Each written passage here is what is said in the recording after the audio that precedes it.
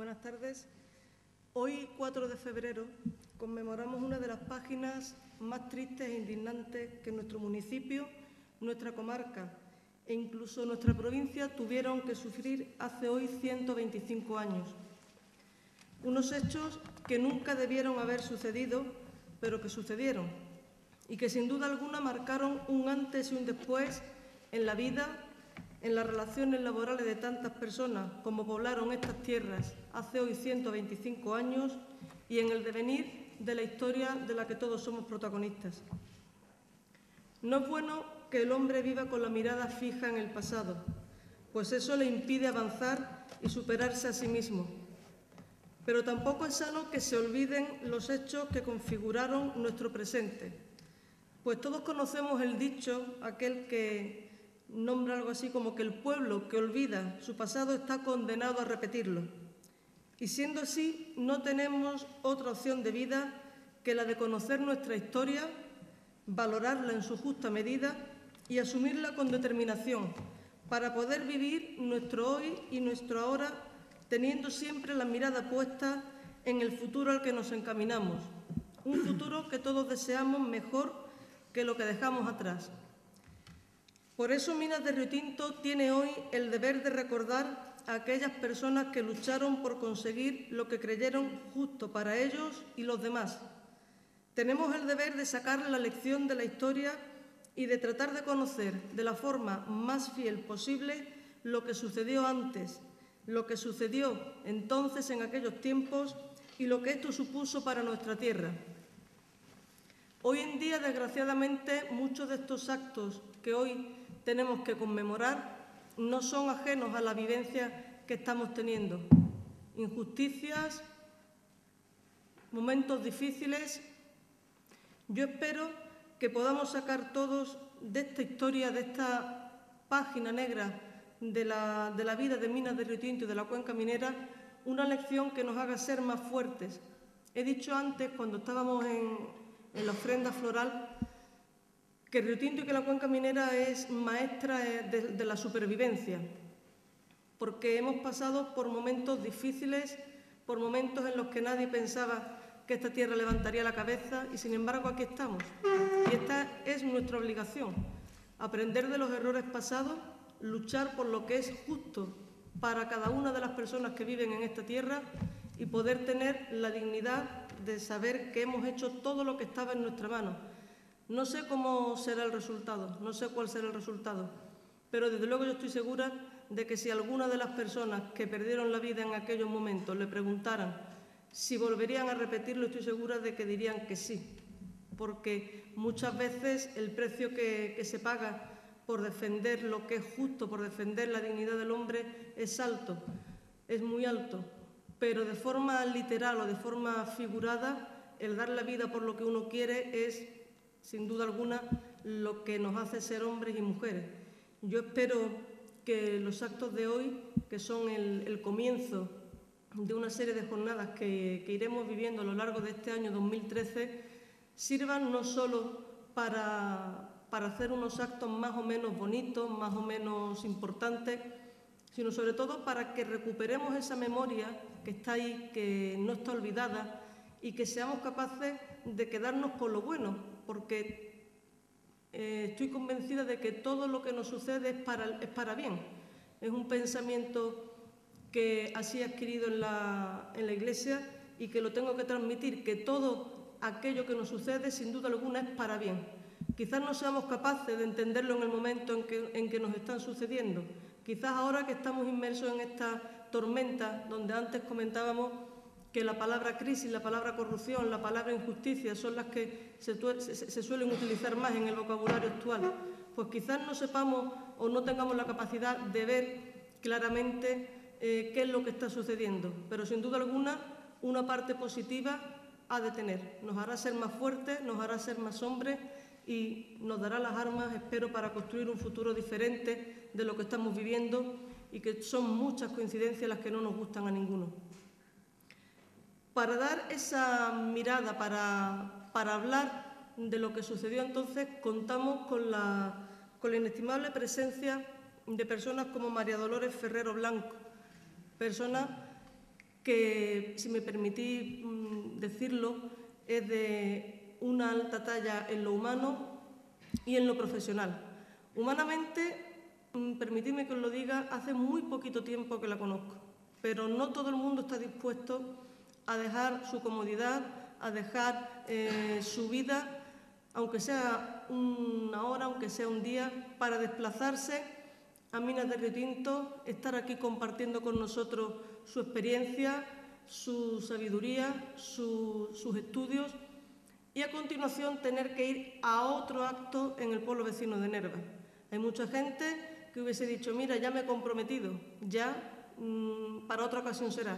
Sin embargo, les faltó tiempo para decir, oye, vamos a ver de qué manera ajustamos las agendas y puedo estar compartiendo con vosotros este momento. Eso dice mucho en favor de María Dolores. María Dolores es autora de innumerables artículos en revistas, de innumerables colaboraciones con temas especializados, directora de tesis y autora ella misma de libros importantísimos. Tiene además el privilegio de haber sido una de esas personas que tuvo en un momento dado de su vida el acierto de poner el dedo en la llaga, de poner el dedo en esa página de la historia que no sé por qué razón muchos se empeñaron en ocultar, en que pasara desapercibida. De no ser por la persona de María Dolores Ferrero y otros que han seguido después sus pasos y que también, si Dios quiere, contaremos con ellos a lo largo de todo este año 2013, este episodio no hubiera pasado de ser una mera leyenda, una mera historia folletinesca, algo que contar o que no. Y le debemos a personas como a María Dolores Ferrero el hecho de que hoy estemos aquí hablando de esto que sucedió, esclareciendo un poquito más los hechos, teniendo otro punto de vista, otra información de la que todo el mundo, por novelas, por películas, por no sé qué razón, puede tener. Y es gracias a María Dolores que se empieza a hablar en un momento dado de lo que sucedió aquí en Minas de Río Tinto. Para María Dolores.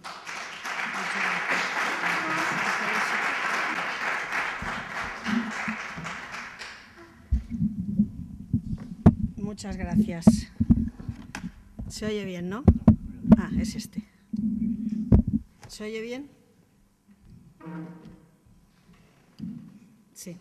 Bueno, no es necesario cambiarme, simplemente he desplazado la maceta por si alguno le tapaba. ¿Sí?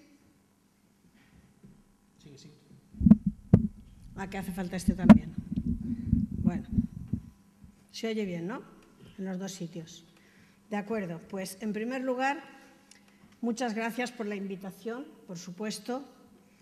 Yo tengo una muy antigua relación con la cuenca minera de Río Tinto, que algunas personas de aquí conocen y son testigos porque los pueblos están próximos y hay personas que realmente han venido a escuchar y a que tratáramos este tema en distintos lugares donde lo hemos descrito, donde se han celebrado acontecimientos, ha habido congresos, ha habido muchas oportunidades en las que se ha hablado tanto de este hecho concreto como de toda la historia del siglo XX de la minería, o como centrado en las distintas huelgas que han existido, etcétera. Se han tratado muchas cosas, pero hoy es un día especial. Hoy es un día que a mí, por otra parte, me da pena, a la vez que me alegro de la iniciativa de la alcaldesa del ayuntamiento, porque esto, por supuesto, debe conmemorarse, y ahí está lo que nosotros los historiadores defendemos tanto de la memoria de la historia. Es necesarísimo, porque todo aquello que se olvida, según dicen los expertos, está condenado a repetirse. Y, sin embargo, aunque no es una prevención como una vacuna el que las cosas que se conocen no vuelvan a suceder, sí ocurre que analizando los hechos y estudiándolos, investigándolos y tratándolos, adquirimos un bagaje por el que es muy posible que en crisis fuertes que puede haber después las soluciones sean distintas, que nos volvamos más creativos y que de alguna manera se pueda prever algo. No digo del todo, porque es demasiado ambicioso decir cuando se conoce algo ya no se repite, no es verdad. Ha habido acontecimientos terribles en la historia donde se han repetido brutalidades enormes, pero por lo menos si lo conocemos, una parte de nosotros al menos seguro que va a tratar de evitarlo. Por lo tanto, es muy importante. Por esa parte me alegro mucho de que se celebre la conmemoración y por esa parte no solamente he venido, sino he venido de Alicante. Lo digo porque de verdad tenía que venir el 14 y he venido porque me parecía que a esto hice los cambalaches oportunos para poder y pude. Por la concepción que tenemos los historiadores de lo importante que es conocer. Y la parte que me apena un poco, sí se lo digo porque me parece normal y también por si en alguna otra ocasión a lo mejor se pudiera evitar, es que esto yo creo que debería difundirse mucho, sobre todo entre la juventud. El hecho de que el futuro pueda ser diferente depende de la juventud. Aunque todos los que están aquí, yo les agradezco muchísimo su presencia y significa que tienen interés en conocer lo que mejor o peor yo les pueda decir. Pero yo creo que, aunque supongo seguro que se lo han contado en los colegios de alguna manera, a mí me parece que hubiera sido estupendo el que hubieran tenido algo así como una mañana libre para asistir a los actos y para poder venir a la conferencia y para lo que fuera, la mía o la de quien fuera, que además incluso de haberlo sabido se adapta un poco más hasta a su manera de entenderlo, ¿no? Porque se trata de que no es un hecho más de la historia del movimiento obrero. Lo que aquí ocurrió fue la primera huelga minero-agrícola de la historia contemporánea, europea, no española. Lo que aquí ocurrió fue un hecho impresionante y además es simbólicamente representativo de un montón de aspectos. Es como, yo explicaba en una ocasión que por ser local se incluía en lo que nosotros llamamos la microhistoria, pero sin embargo tenía como unos flecos por los que se estiraba y se relacionaba internacionalmente, que otras cosas de microhistoria pueden ser igualmente interesantes, pero no se relacionan con más cosas, son realmente microhistoria. Esto no, esto se estira por varios sitios que trataré de exponer y verán ustedes que tiene una relación internacional que representa y es una radiografía de la evolución de la historia de España hasta este momento, incluso que se puede comparar con algo de la situación actual. Y no digo a grosso modo porque siempre hay quien se aprovecha o porque ha habido muertes, no. Tiene un aspecto concreto en que es curioso, que parece una premonición de lo que ahora se está viviendo hace ya tiempo, no en estas semanas o en estos meses, sino diríamos pues desde la etapa que llamamos globalización. Bien. Por lo tanto, sin más preámbulos, como los hechos en concreto, aunque después mencionaremos algo, creo que son conocidos de todos, ya saben que conmemoramos un día en el que hubo una manifestación minero-agrícola que fue a pedirle a la poderosísima compañía entonces, la Rio Tinto Company Limited, que se suprimiera un sistema de beneficiar el cobre y que la respuesta fue que el ejército disparó y hubo una masacre a las 5 de la tarde en la plaza antigua de Rio Tinto, entre las 5 y las 6 de la tarde, quedando la plaza sembrada de cadáveres y de muchísimos heridos, de manera que, aunque en ese momento los contabilizados como muertos fueron únicamente 13, que son los que aparecen en el registro mercantil, ustedes pueden ir a ver, es público, los libros del registro de la mortalidad, y buscan el 5 de febrero del 88, porque siempre era el día siguiente, y tienen 13 muertos. Pero todos los que el resto de las familias, cuando pudieron, porque no se pudo tocar en la plaza nada hasta muchas horas después, pero cuando dieron permiso, todos los que se llevaron a sus casas y murieron allí, la mayoría de ellos ocultándolos para que no se relacionara la presencia de un muerto con que la familia había estado en la manifestación. Esos fueron tal número que nunca se pudo precisar. La compañía llegó a reconocer más adelante con los heridos muertos que quiso reconocer unos 45 y en las familias, en la cultura popular, en el imaginario popular podríamos decir, se calculó siempre entre 200 y 300 muertos. También hay otro dato, que lo digo hasta por si alguien de ustedes tuviera oportunidad, cuando ahora se están abriendo fosas incluso de la guerra civil, por si coincidiera, porque yo no conozco topográficamente el terreno, no quiero que se me olvide que un anciano me dijo a mí hace muchísimos años que él había sido testigo de enterramientos escondidos por la noche de aquella época en las escombreras, y me dijo en concreto que había muchos en el Bacie número 5, que yo no sé dónde está, pero probablemente personas de aquí sí que lo podrían localizar. Entonces, esto es una cosa que fue terrible, porque ante una masacre de este tipo que se trató de investigar, y que hoy en día imagínense cómo se investigaría, de quién dio la orden de fuego, de cómo fue eso, de quién avisó a ese ejército, porque la gente de la Guardia Civil del pueblo de Río Tinto era consciente de que había, no sé si en total eran 10 o 11, era poquísimo para la manifestación que se esperaba, y simplemente por tener un orden, efectivamente llamaron al gobernador y le avisaron de que tenía que reforzar a la Guardia Civil. Eso es normal por una simple cuestión de seguridad. Pero es que el gobernador de Huelva no avisó a la Guardia Civil, sino que avisó al ejército. Y todo lo que ocurrió después no se esclareció realmente nunca y no se dirimieron responsabilidades, aunque sobre eso volveremos después. Entonces yo me preguntaba, ante estos hechos que son los que todo el mundo conoce, porque tuvieran algún punto de vista un poco distinto o poder aportar algo más, yo titulé esta conferencia por eso, si se trataba de un enfrentamiento entre intereses coloniales del colonialismo o intereses, podríamos decir, indígenas, nativos, como les llamaban los ingleses, o si más bien era un enfrentamiento entre intereses agrícolas e intereses mineros. Eso se ha oído mucho, habrán oído las dos cosas. Algo así como que era contra el extranjero, contra la pérfida compañía de Río Tinto, otros que no, que fue la lucha de la agricultura frente a la industria, etcétera, etcétera.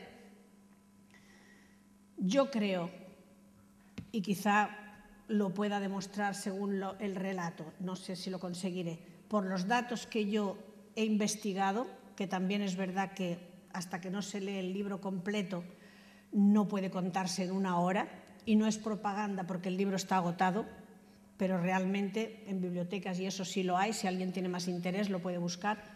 Por todos los datos que yo pude recopilar, yo les podría decir que ni fue exactamente una lucha contra el colonialismo respecto de los indígenas o nativos de Río Tinto, ni tampoco realmente fue una lucha agricultura-industria, porque no se trataba de ir contra la minería, ni siquiera los agricultores, sino contra un sistema concreto de beneficio.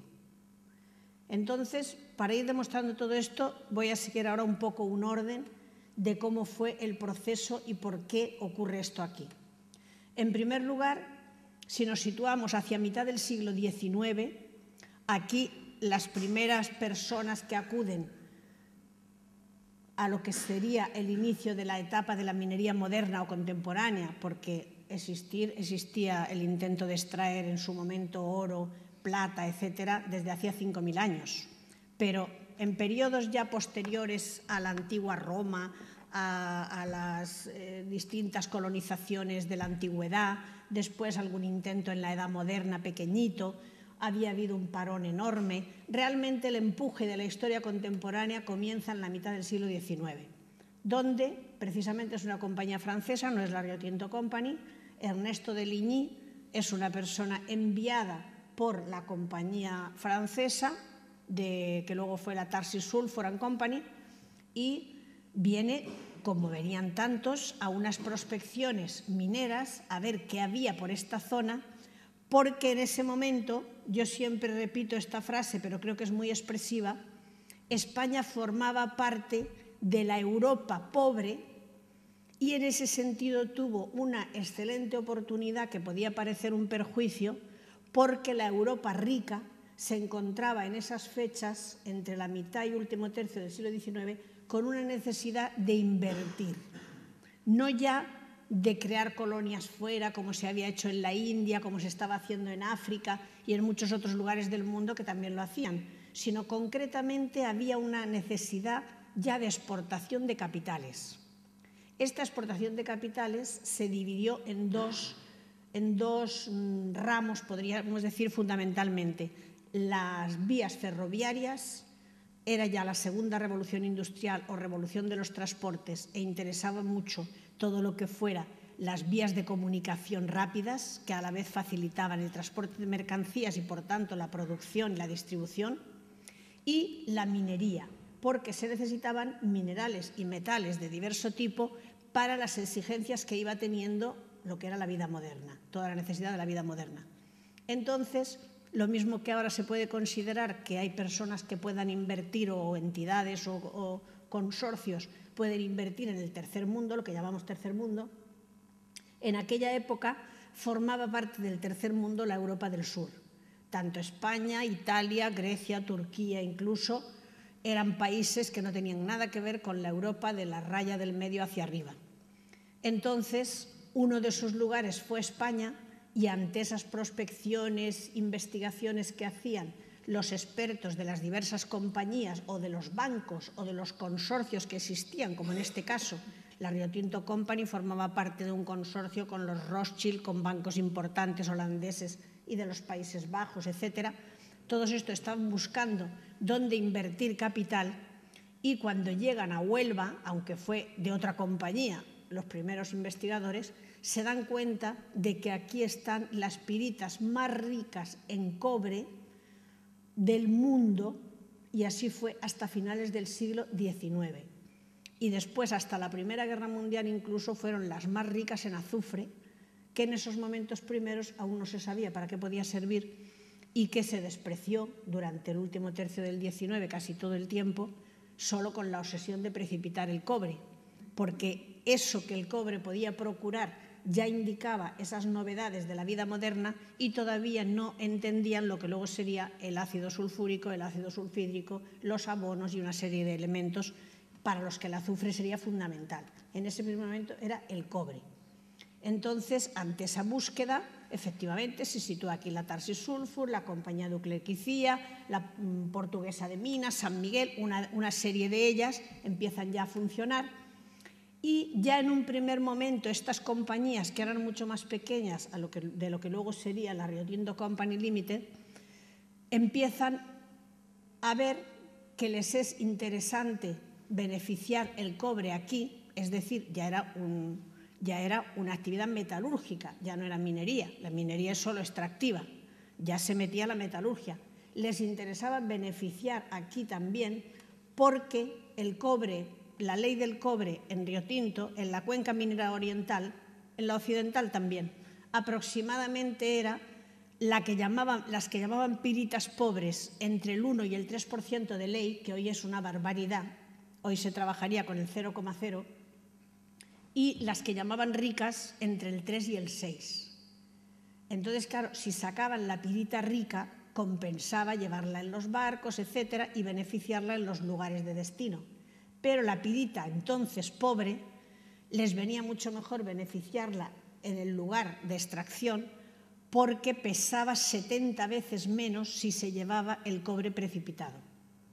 De manera que por una rentabilidad se toma el sistema que además tenían todo el derecho a tomar, porque ya se había hecho en España 25 años antes, en una explotación en la que se le dio una licencia al marqués de Remisa, y había utilizado ese sistema, que era lo de las calcinaciones que se llamaban al aire libre o teleras, como una imitación terminológica de la forma que tenía el pan que se hacía en los pueblos, que se llamaba telera.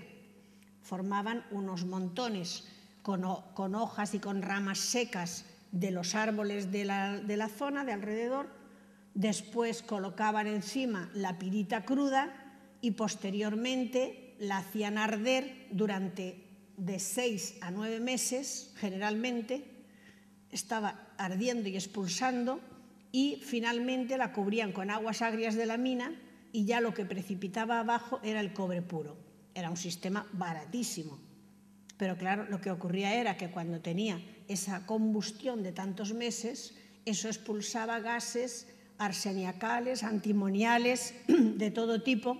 Se perdía el azufre, se evaporaba en la combustión el azufre, y el azufre, los conocimientos de la época o los intereses de la época llegaron a hacer tales barbaridades de interpretación que decían incluso que como había habido epidemias de cólera recientemente y se curaban con ciertas ingestas de medicamentos que tenían azufre, pues cómo iba a sentar mal el azufre respirado, era lo mismo. De manera que llegaron a hacer unos informes médicos tan increíbles, naturalmente pagados por las compañías, que en 1879 incluso se declararon de utilidad pública las calcinaciones. Eso afortunadamente no duró mucho, los pueblos protestaron a su gobernador, el gobernador no les dio la razón porque estaba ya también en relación con las compañías, todo hay que decirlo, al gobernador le doblaban el sueldo, a los gobernadores de Huelva, pero llegó hasta el Estado central y en el gobierno central no se le dio la razón al gobernador, sino que se protegió el derecho de los ayuntamientos que tenían en concreto en sus ordenanzas y en sus estatutos la ley número 72, que decía que era responsabilidad del ayuntamiento y derecho absoluto del mismo cuidar de la salubridad de su término municipal. Entonces, en función de ese artículo 72, Tarsis tuvo que buscarse otro sistema y todas las compañías que estaban en la zona de la cuenca occidental, efectivamente, poco a poco tuvieron que ir cerrando entre ese 79 y aproximadamente el 87, prácticamente de una a otra empezaron las protestas y ganaban todos los recursos. Y se cerró en Tarsis, se cerró en Calañas, la primera protesta había sido en Calañas, se cerró en El Cerro, en Almonaster, en todos esos sitios terminó ese sistema y empezaron con otros sistemas que, por otra parte, desgraciadamente, tenían tal oposición, rivalidades y problemas con la compañía que después llegó, que era la más grande y la que llegaba pisando más fuerte, la Rio Tinto Company, que el problema que se planteó fue también que casi no se trataban, de manera que al margen de intereses de otro tipo, Rio Tinto ni siquiera conocía qué estaban haciendo en la cuenca occidental. Llega entonces en el 1873 la Rio Tinto Company, con el mismo sistema otra vez, y en las primeras protestas que hay, inmediatamente saca una serie de argumentos, muchísimos argumentos, con un periódico que además inmediatamente lanza y que es el que tiene más tirada en Huelva, que se llamaba La Provincia, que se esfuerzan en una columna que se llama Los humos de Huelva por estar continuamente buscando argumentos a favor de lo necesario, y ahí es donde empieza la confusión por la que hice yo la pregunta en el título, de que lo plantean falsamente, interesadamente, como una lucha entre minería e industria. Perdón, entre industria minera y agricultura. Y lo que hacen es decir que la industria ha dado no sé cuánta población, porque efectivamente España en ese momento estaba teniendo una emigración enorme ya al extranjero, a América, a todas partes, y en Rio Tinto, en lugar de haber emigración, había inmigración. Aquí llegaba gente por el trabajo, aquí en principios de siglo, más adelante, llegó a haber 20.000 personas incluso, venidas de fuera, de manera que esto era en aquellos momentos el progreso. Y por lo tanto la provincia se esforzaba en sacar 20.000 argumentos respecto a que era algo así como que había que aguantar ciertas molestias porque tenemos este progreso tan fantástico, ¿no? Entonces, efectivamente, el método era defendido continuamente. Los agricultores, por su parte, decían que tenían demostrado que les estropeaba la poca agricultura de la zona, el manto vegetal y los ruedos de los pueblos, sobre todo, con los que vivía mucha gente, con su pequeña huertita, que tenían el suficiente sustento de vegetales para vivir, algunos animales, lo que fuera. Bueno, pues eso en una serie de pueblos muy importante, que llegaron a ser 20 o 21, realmente lo destruía y tenía consecuencias en unos más y en otros menos, incluso llegando a algunos pueblos de la frontera de Sevilla.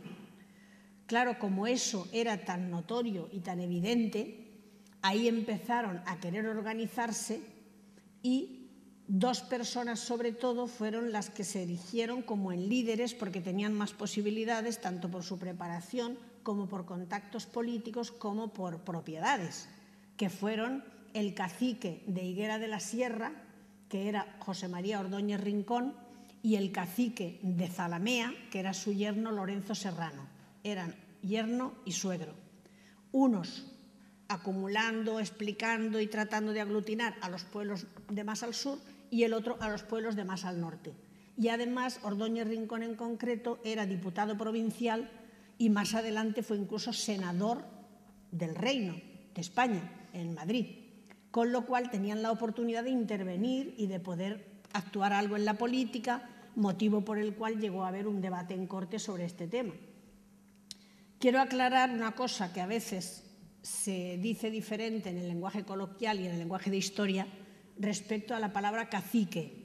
Hoy en día un cacique entendemos un sentido absolutamente peyorativo, porque creemos que es alguien déspota, que mangonea, por supuesto rico, poderoso, etc. Ese no es el concepto en historia. En historia un cacique es un propietario de lo que sea que influye en política, que tiene también actividad política.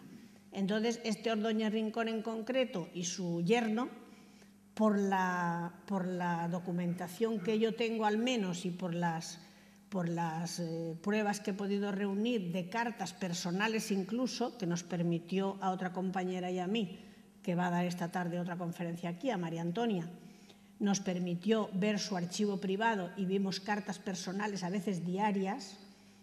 Ahí parece un interés enorme y muy legítimo en que es verdad que hay un destrozo tremendo del manto vegetal y que por lo tanto están en contra de la compañía porque quieren que cambie de sistema. No se dice en ningún momento que se vayan los extranjeros o que la compañía de Río Tinto fuera y que vengan los españoles. No hay una demagogia de ese tipo, que la habrá en el siglo XX. Más adelante sí, ya se va a influir mucho para ponérselo difícil a las compañías extranjeras, especialmente en la época del franquismo. De hecho, hay un libro también muy interesante de esa época que se titula El Gibraltar español, que es el Gibraltar económico, perdón, de Gómez Mendoza, un historiador, llamándole el Gibraltar económico a Río Tinto, como diciendo la obsesión que tenía Franco con que Gibraltar fuera de España, lo mismo tuvo en que Río Tinto fuera nacionalizado, y de hecho se nacionalizó en su época. Pero hasta este momento eso no ha llegado, y realmente tampoco ha llegado la huelga del 20, que fue terrible, y que ahí también hubo una xenofobia importante porque realmente los métodos ingleses ya eran muy rechazados. Pero en este momento no. En este momento tenemos que ser conscientes de que lo que en España emigraba, en Río Tinto no se emigraba, la minería crecía, la gente tenía un trabajo y no había, por supuesto, todavía, por mucho que a veces se ha dicho también, una sensibilidad ecológica como para que se tratara de que esto perjudica. Si no hubiera habido algunas de las reivindicaciones que tenían los obreros que ahora mencionaré, ellos hubieran tragado perfectamente la falta ecológica y lo que hubiera sido por tener trabajo. Esa era la situación de la época real. Los agricultores no, porque verdaderamente les perjudicaba en los campos y también perjudicaba muchísimo en la salud, pero no había todavía pruebas para poderlo demostrar. Con lo cual, realmente, el punto de conexión que hubo para que los agricultores se unieran con los mineros fue el que uno de los puntos que los obreros tenían para protestar y para reivindicarle a la compañía, en plan totalmente laboral, entre su plataforma reivindicativa, era el de que no se cobraba la mitad o el tercio en los llamados días de manta. Los días de manta era cuando no se podía ver por el humo de las teleras y cuando realmente, como no se podía ver, no se podía trabajar, pero no se interpretaba como un problema del sistema y el obrero, por supuesto, cobraba, sino que no se cobraba. Entonces, claro, tenían un estar en contra del sistema de contratos, que le llamaban sistema de contratos a que cuando unos obreros no podían trabajar por enfermedad, por accidente o por lo que fuera, o incluso sin eso, se contrataba gente de fuera al precio que fuera. Algo así como si ahora a los emigrantes se les paga la mitad. Por otra parte, había algún jefe de departamento muy déspota que ya concretamente lo dicen con nombres, que ese jefe de departamento desaparezca, etc. Otra cosa que tenían era que cuando la pirita era muy dura y costaba mucho separarla, los vagones, como eran más grandes las piezas, había muchos huecos, no estaba apretado como las piedras pequeñas, y entonces les llamaban vagones faltos, los capataces, y ante el vagón falto ponían multas. Entonces, claro, otra reivindicación era, fíjense si era humilde, que les hicieran incluso volver el vagón para volverlo a llenar, que ellos lo volvían a llenar, pero que no les pusieran multa, porque realmente la piedra era así y no la podían separar de otra manera y no podían llenar el vagón de otra manera. Había un montón de reivindicaciones de ese tipo. Otra, el tener por lo menos un sueldo fijo de 4 reales al día. La reivindicación era 4 pesetas, porque hay otra trampa, que es que la compañía decía que les pagaba incluso más, que en ocasiones les pagaba más cuando había más piedra o cuando había tal. Pero claro, la cultura de unas personas que venían del campo, los antecedentes habían sido campesinos y que vivían prácticamente al día con las cosechas, y que cuando había una sequía, una lluvia inesperada, una helada, cualquier cosa, pues se podía guardar algo del año anterior, pero a lo mejor no llegaba siquiera. Era un poco la costumbre de vivir un poco al día.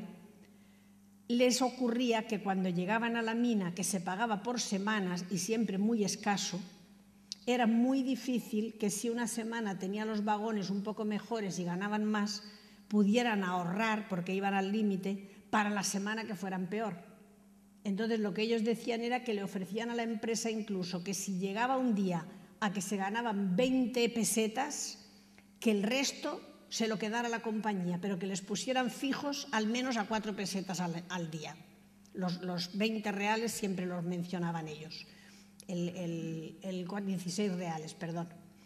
Pues bien, para que tengan una comparación de lo que significaba ese dinero entonces, porque decirlo así no dice nada, unos datos que tenemos con números y con veracidad comprobada de algunos de los equipos que las compañías contrataban para que les dieran la razón, por ejemplo, cuando lo de la utilidad pública, que dijeran que no perjudicaban, que el azufre era magnífico respirarlo, etcétera, etcétera, y por tanto no tenían por qué cambiar de sistema.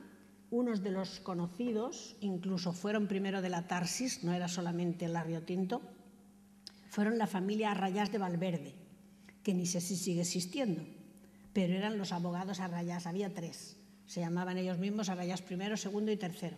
Bueno, pues estos y otros muchos, pero estos en concreto recuerdo la cifra, estas personas ganaban 6.000 pesetas al mes más 80 pesetas al día de dietas por estar al servicio de la compañía. Eso, si lo dividen, son 94 pesetas al día, mientras que los obreros estaban pidiendo 4 pesetas. Son 24 veces más que lo que ganaba el obrero. Si hoy miramos un salario mínimo de 800 o 1.000 euros y un salario de un ingeniero importante de la mina, le puede triplicar, pero no es 24 veces. O sea, la diferencia era abismal y brutal, no tenía comparación. Además de que no estamos hablando de los salarios de los jefes de la mina, que no sé cómo serían, sino la gente que tenían contratada. Igual que digo que pagaban a médicos para que dijeran que la salubridad era estupenda y que pagaban el doble de su sueldo al gobernador, a los gobernadores. Entonces, claro, la compañía empezó a comprar gente y a darse cuenta que les resultaba muy rentable.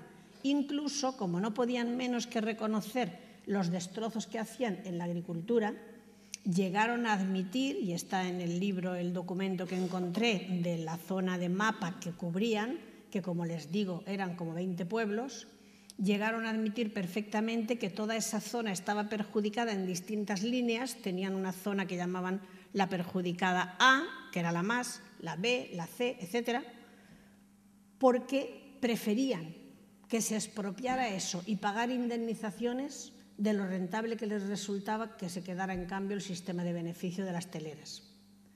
De manera que los trabajadores, aparte de que los propietarios mineros sobre todo aparte de que no les interesaba eso, porque decían que a pesar de todo era su negocio, era lo que conocían y que no querían que les indemnizaran y quedarse sin nada, hubo polémicas con eso también, aun en el caso de los que aceptaron, los expedientes de solicitud y de explicación de lo que les habían destrozado se acumulaban en pilas enormes en el juzgado de Valverde, porque la compañía encima no pagaba.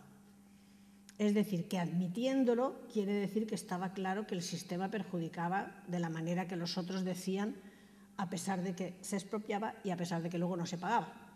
Con lo cual quiero decir que tenían muchísima razón, al margen de que hubiera intereses políticos, de los que seguramente les hablará esta tarde María Antonia, mi compañera, porque al ser caciques o jefes o propietarios grandes de la zona, también estaba la vertiente, que no niego, de que les sentaba fatal el que el poder local que ellos tenían en sus sitios en aquel entonces se lo estaba atribuyendo un poder local que llegaba exterior, que era la compañía.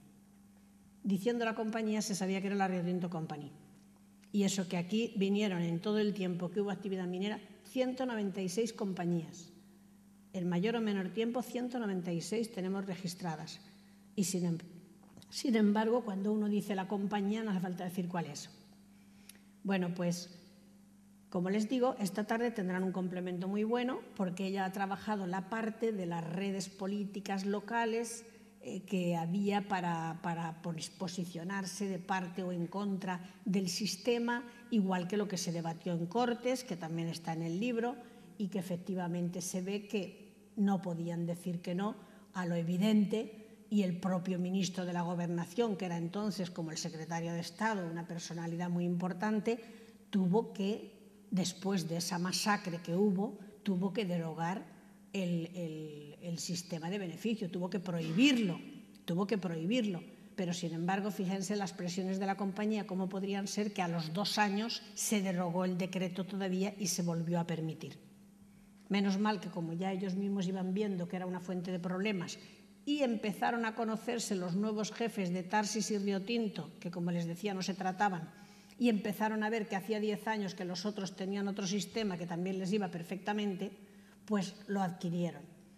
Pero si los hechos luctuosos ocurrieron en 1888, el primer horno Bessemer, que era ya el nuevo sistema, se puso en Rio Tinto en el 95.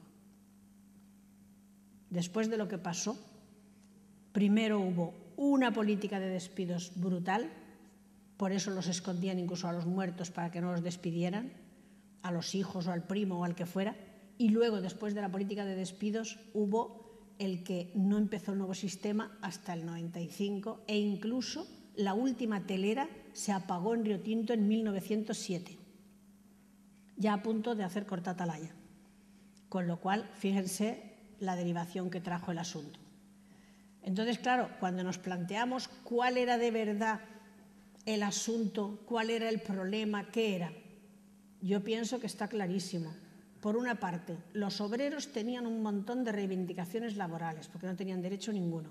Se permitía que se trabajara como se quería, como ahora se puede ir a China o a Indonesia a que allí trabajen 20 horas al día y después vengan aquí las cositas monas de Zara, por poner un caso. Creo que Zara está intentando solucionar un poco eso. No quiero acusar a uno en concreto, pero sí que la ropa barata que vemos, desde luego, se hace en el sudeste asiático. Por una parte. Por otra parte, aquí se llegaba y era como poner la alfombra al inversor, porque, entre otras cosas, no solo daba puestos de trabajo, que es lo que realmente le dio a Rio Tinto, otra cosa no le dio, puestos de trabajo, sino que también les adelantaban pagarés que tenía la eterna falta y descalabrada Hacienda Española. Es decir, que la compañía rica venía pagando deudas del Estado y el Estado luego no podía decir nada. Hasta el extremo de que todo el resto de compañías se llamaban concesionarias, había ese sistema que se llamaba concesión, y aunque era que actuaban de por vida unos 100 años más o menos como si fuera suyo, no era suyo. Sin embargo, la compañía de Rio Tinto compró el suelo y el subsuelo. Fue un contrato de compraventa. Y ahí se especificaba en concreto que se podían sacar al año máximo 500.000 toneladas de mineral. 250.000 se podían exportar, las más ricas, en bruto, en crudo que se llamaba, y 250.000 se podían beneficiar aquí y se admitía con el sistema que la compañía elija. Con lo cual, claro, cogieron el más barato y tuvieron el argumento de decir que ya se ha hecho en España. Lo que no miraban eran las cantidades. Entonces, de esas 500.000 en total que se tenían que beneficiar o fuera o dentro, mitad y mitad, en el 88, cuando ocurren estos hechos, se están beneficiando a veces 300 toneladas al día. Al día. 350.000, quiero decir. Es decir, que lo que ya era para todo el año llega a ser el día. Llegó a haber en el 87 una extensión enorme a la que llamaron telera monstruo, que era continuada y por eso le llamaban una única telera monstruo, que llegó a tener 14.000 kilómetros cuadrados de base. O sea, era una extensión que se perdía en la vista. Alguna foto hay de ella en algún librito de otro año que he visto, de alguna conmemoración, que es una auténtica manta, como ellos le decían, que ocupa una extensión incalculable, vamos. Entonces, claro, ante esa barbaridad es cuando los agricultores, propietarios o no, ricos o no, se levantan y a lo mejor ellos solos incluso no sé hasta qué punto hubieran podido hacer algo. Ellos crearon lo que se llamó la Liga Antihumista y, de hecho, eran muy activos y con estos caciques que tenían voz en la política iban a Madrid, y presionaban en los de su partido, se dio el debate en Cortes que les digo, que fue muy importante, llegaban incluso entre todos a hacer colectas y llegaron a pasar hasta 9 meses en Madrid una comisión para estar cerca de los diputados y senadores y poder influir. O sea, fue muy, muy, muy notable lo que pasó con todo este asunto. Toda la década del 80 fue tremendamente movida con estas discusiones en Cortes en el 82, en el 87 y en el 88. O sea, casi la década estuvo pendiente de esto, según iban aumentando las teleras. Pero la Río Tinto no cedía porque también en esa época estaba en crisis el precio del cobre. El cobre es un metal o un producto, una sustancia, cuando está todavía en la pirita, muy voluble porque, según esté internacionalmente, claro, es o no rentable lo que hay en un sitio. Y el cobre en esos momentos se había descubierto una mina en América, varias minas, pero sobre todo algunas, como la mina ECLA, la mina escondida de Chile, varias minas que empezaban a hacerle la competencia a la exclusividad que tenía Río Tinto. Luego, como estaba bajando el precio, lo que ellos pensaron fue que podían compensarlo con el abaratamiento del beneficio. Esa fue su conclusión. Aunque, para colmo, si miramos los dividendos de la época que se repartieron entre los accionistas, hasta eso es algo que se logró que fuera mentira, porque hubo un acuerdo desde el 11 ya con la propia Tarsis, se hicieron acuerdos de manera que en las épocas peores se repartían clientes incluso y al final podía la cosa pasar. Aquí anteriormente, todavía en el siglo XIX, lo que se hizo fue que había una organización muy importante en Europa que se llamó el Consorcio del Cobre, en el que estaban, como les dije, los Rothschild, Secretan, estaban bancos de los Países Bajos, estaba la Río Tinto al principio no, varias minas, pero sobre todo había bancos, que los bancos podían dar inversiones para los países que tenían deudas en Hacienda, como ocurría en España. Entonces, uno de los argumentos que se utilizaron para decir que el ministro Albareda, que era el ministro de la Gobernación, había dado el decreto de supresión de las calcinaciones, cuando lo dio, que luego tuvo que revocarlo, fue también un argumento que no se ha podido comprobar y quizá bastante malintencionado, pero posible, no puedo decir que sea imposible, que fue el siguiente: si los precios están bajos, solamente podemos subirlos si la producción disminuye, por la ley de oferta y demanda. Si hay menos, lo podemos volver a subir. ¿Cómo podemos hacer que haya menos producción? Presionando a los distintos productores para que produzcan menos. y para que vayan incluyéndose, porque les va a venir bien para muchas cosas en el futuro, en esta organización que tenemos nosotros, que es el Consorcio del Cobre. Albareda era un ministro que efectivamente fue bastante presionado porque Río Tinto entrara en el Consorcio del Cobre, donde terminó entrando, de hecho. Y por lo tanto, cuando se opuso, a vista de todos, porque entendía las razones de los agricultores, porque era un desastre de sistema y porque no podía ser, y la conexión ahí con el mundo obrero más pequeñita, que era el que no cobraban los días de manta, que así no se podía continuar, Albareda los suprime y hubo muchas críticas de que lo había hecho porque quería favorecer al Consorcio del Cobre para que los precios subieran. Eso nunca se pudo demostrar. Lo digo porque es una de las versiones que se utilizaron, que están enraizadas con el tema político y que a lo mejor esta tarde les hablarán más de ello. Yo, personalmente, la conclusión que saco es que la compañía quería ganar el máximo, eso está claro, que había hecho ese consorcio, o había formado parte de ese consorcio para que los precios no bajaran. De hecho, se las lograron arreglar y hubo unos dividendos importantes en toda esa época, siendo de crisis del cobre. Lo lograron solucionar muy bien. Por otra parte, los obreros se unieron oportunistamente a este tema porque tenían en conexión el punto de los días de manta. Si no hubieran tenido los días de manta, se queda en una huelga antihumista, porque los obreros tenían sus propias reivindicaciones que los otros tampoco hubieran apoyado. Pero ahí hubo un líder que se llamó Maximiliano Tornet, que fue el que trató con Lorenzo Serrano y con José María Ordóñez Rincón, y vieron que la estrategia de unir los dos intereses era buena. Entonces planificaron, puesto que en los demás pueblos se había ido ya suprimiendo, consideraron que por qué no iban a suprimirse en Río Tinto, aunque sabían que era más difícil. En Río Tinto todos los concejales, menos 2, trabajaban en la compañía. Entonces era muy complicado porque era quedarse sin su trabajo probablemente. Y además, cada cosa que se reivindicaba, la respuesta era que había que consultar a Londres, que es otro punto en el que se ve que la compañía de aquí tenía un proceder que no tenía por qué haber sido así con el mundo laboral, que es lo siguiente. Después de la masacre, los Rothschild enviaron a un experto que se llamó Sir Rhys Williams a hacer un informe de qué había pasado aquí.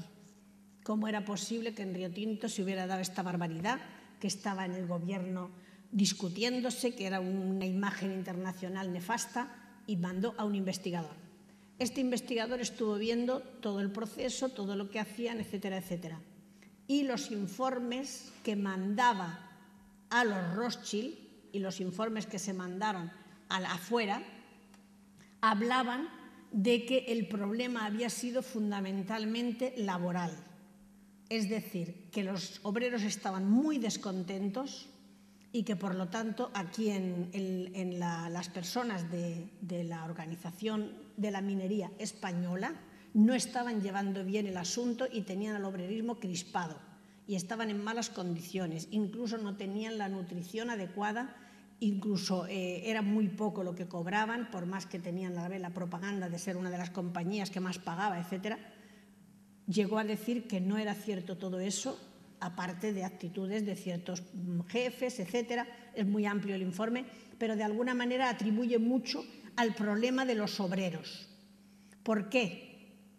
Porque decir que aquí se trataba de que no habían hecho bien la política laboral era culparle a los españoles, pero no era decir algo que estaban admitiendo perfectamente aceptado desde Londres, que era que el sistema de beneficio era el más barato y les venía muy bien. Y, sin embargo, los jefes de aquí lo que explicaban de por qué había sido la masacre era por la Liga Antihumista y porque los intereses de los agricultores estaban masacrados. Y claro, como ellos tenían que defender a sus agricultores, pues habían podido aceptar esa manifestación y después, en cambio, había surgido la tragedia. Es decir, mandaban un informe a Londres con una causa diferente de la que se mandaba a los jefes de aquí. Luego, ¿la realidad cuál era? La realidad es que de verdad los campos estaban destrozados, que los obreros estaban con unas reivindicaciones no atendidas importantes, y que no tenían más remedio que saltar en algún momento, y se unieron los dos intereses. Y una tercera cosa que solo se ha podido demostrar ahora, entonces solo eran rumores, pero que resultó ser verdad, que fue el que había un perjuicio importantísimo para la salud. Cuando se estudió el tema de la morbilidad y la mortalidad en Río Tinto, yo traté desde 1873 hasta 1900, porque si no se veía por lo menos un cuarto de siglo no se podía ver la evolución, las causas de muerte, las enfermedades, etc. Y les puedo decir que aparte de las epidemias, que era tremendo, los niños se morían muchísimo de sarampión, de viruela, de difteria, lo lógico. Los ancianos, muchas veces, de no saber el diagnóstico, tiene hasta gracia en ocasiones porque pone causa de la muerte, falta de vida. Con lo cual eso ya. Otra causa de los niños era el no conocer las diarreas y como veían que era líquido creían que no debían dar agua porque pensaban que era más diarrea, con lo cual se deshidrataban. Y como eso era a la vez que les salían los dientecitos, eso fue otra causa que nos trajo locos porque en el registro ponía causa de la muerte, intición. Y uno decía, ¿qué es esto? Yo consulté con una amiga mía, anatomopatóloga y todo, intición, ¿a ti te suena? Yo esto nunca lo he visto. No sabíamos. Mira por dónde, al cabo de unos años de copiar eso, cambia el amanuense y tiene una letra de estas fantástica y pone trabajos de la dentición. O sea que se creían totalmente que la época de los dientes, que coincidía con las diarreas de verano, era la causa de la muerte. Entonces, claro, en ese sentido, efectivamente, había lo propio de la época, de no tener vacunas, de no conocer, etcétera, etcétera. Pero también hay una desproporción enorme en mayores, en mediana edad, de enfermedades digestivas, cardiovasculares y respiratorias, que comparando con otros lugares mineros que no tuvieran pirita, ni ese sistema de beneficio, se ve que son disparatadamente más altos. Entonces, efectivamente, hay que concluir que sí que había una incidencia grande, esto diciéndolo muy resumido, de las enfermedades que podía procurar el tener un ambiente nocivo y una respiración que no se podía aceptar. Sin embargo, les quería leer un pequeñito texto que es muy expresivo de cómo venían las comisiones médicas y pagadas. No era eso lo que decían, que fue cuando se suprimió el decreto que ya se había dado, porque fíjense lo que dice uno de los médicos que viene aquí a inspeccionar. No encontramos nosotros el pueblo con tan lastimosos detalles, pero recorriendo calles y callejuelas veíamos rincones que hubieran hecho las delicias de cualquier pintor impresionista. Queríamos ver a la población autóctona, la que de verdad nos mostraba la situación de Río Tinto, y afortunadamente, como éramos forasteros, salían a las puertas de las viviendas mujeres de todas las edades y chicos. Esa población que permanece en el hogar mientras los robustos mineros acuden al trabajo. Y vimos ancianas firmes y de apretadas carnes, mujeres de hermosas facciones, de piel fina y con la blanca tersura del alabastro, de ojos negros y rasgados, y muchos niños que formaban grupos y que provocaban con su encantadora delicadeza nuestra sonrisa, bien nutriditos, de buen color y de rojos labios. No vimos conjuntivitis, ni un rostro con la deformidad de los encharcamientos linfáticos, ni las voces oscuras y desentonadas de las faringes enfermas, que se producen por la absorción de productos nocivos. Es decir, que estaban todos guapísimos, blanquísimos y sin nada, pero después las causas de mortalidad eran demoledoras y absolutamente claras. Pues bien, después de todos estos informes, que era de suponer que el decreto se derogó, como les digo, se suponía que se tenían también que dirimir responsabilidades de qué había pasado en la plaza de Río Tinto, de que se había dado, decían, una orden de fuego que nadie sabía de dónde había salido y que se llegó a decir que había salido del gobernador. Eso, según nosotros investigamos, era imposible porque el ejército, una parte de tropa de donde sea, no tiene ninguna obediencia a una orden que no sea de su jerárquico superior. Por lo tanto, la orden de fuego la debió de dar el teniente coronel que fue mandado con la compañía de Pavía, que fue la que acudió, el señor Ulpiano Sánchez se llamaba, pero que lo negó y que nadie dijo quién había sido. Después el gobernador, muy bien pagado, también tuvo una responsabilidad importante por llamar al ejército y no a la Guardia Civil, y por todos los modos desabridos con los que recibió a la manifestación, y que en cualquier momento, no sabemos cómo concretamente, pudo darse esa orden de fuego y consentirse semejante circunstancia terrible y espantosa. Hubo después una instrucción, como se supone que debía haber, y llegó a haber un sumario de varios tomos y de unos 2000 folios que se tuvo que presentar en el Tribunal Supremo. Yo fui al Tribunal Supremo a buscar ese sumario. Tengo el dato hasta del abogado que lo llevó allí, de la fecha. Y cuando llegué al Tribunal Supremo no había constancia ninguna de que aquello hubiera entrado. Es decir, que el tema se sobreseyó o no se llegó a sobreseer porque simplemente desapareció. No se conocen responsabilidades. El gobernador estuvo algún año en Cuba y después regresó incluso. En las casas de las víctimas hubo que alojar a mucha tropa hasta que se pudieron ir, porque obligaron a que se alojara a la tropa en Río Tinto, de los mismos que habían disparado. Y la gente fue enterrando a sus hombres, a sus mujeres, a los que murieron, en las escombreras, como les digo, ese dato que me dio ese ancianito, uno de ellos, en lo que podían, para que no se supiera que ellos habían sido partícipes de la manifestación, porque podía significar estar estigmatizados para no tener trabajo ya. Y finalmente, cuando, como digo, el señor Wrench fue visitado por Rutherford, que ya los dos jefes se llevaron bien, y le preguntó: ¿vosotros qué hacéis, que hemos tenido este lío? Pues nosotros tenemos el sistema de cementación artificial y nos funciona perfectamente, la lixiviación de minerales, y encima nos es más rentable. Y no se habían enterado los otros por disputas personales que los tenían hace 10 años. De manera que ya fueron adoptando el sistema poco a poco, sin prisa. La única consecuencia que se vio inmediata de verdad fue la de los despidos. Y finalmente, ya como digo, en el 95 se puso el primer horno Bessemer, y todo el horror que había ocurrido en ese día y todas sus secuelas, claro, hicieron que todos los últimos 10 años, desde el 88 hasta final de siglo, hubo una paz del silencio total en la zona, aunque en 1901 ya empezó la primera huelga del siglo XX, a la que le seguirían muchas otras, y ya también la compañía sacó la conclusión de que le interesaba meterse mucho más en política, influir mucho más en política, para que los intereses fueran a su favor. Y esa ya es la historia a partir del siglo XX. Muchas gracias.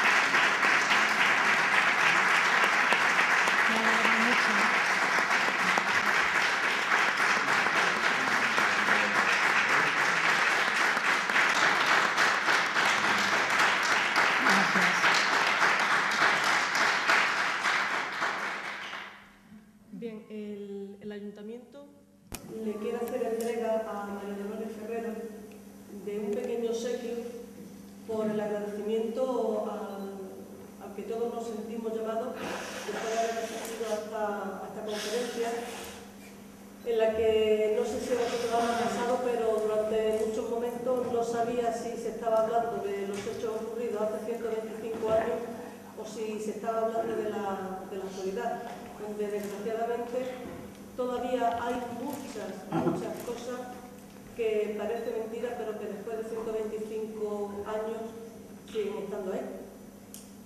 Antes no se cobraría el día que había manta y ahora, por ejemplo, en los campos no se cobra el día que está lloviendo. Yo creo que es responsabilidad de todos, unos desde una posición y otros desde otra, el contribuir a que estos hechos se conozcan, que se valoren, que se extraiga la máxima enseñanza posible para intentar continuar de aquí hacia adelante construyendo algo distinto, viendo aquello que no nos gusta, aquello que nos horrorizaba entonces y que por desgracia nos sigue escandalizando hoy en día, y que asumamos con responsabilidad la tarea que tenemos entre todos de hacer algo diferente, que muchas veces es complicado y es difícil y parece que podemos aportar bien poco, pero uniendo el granito de arena de cada uno, al final se consigue consiguen cosas que no considerábamos que pudieran estar ahí. Así que yo os animo de verdad a seguir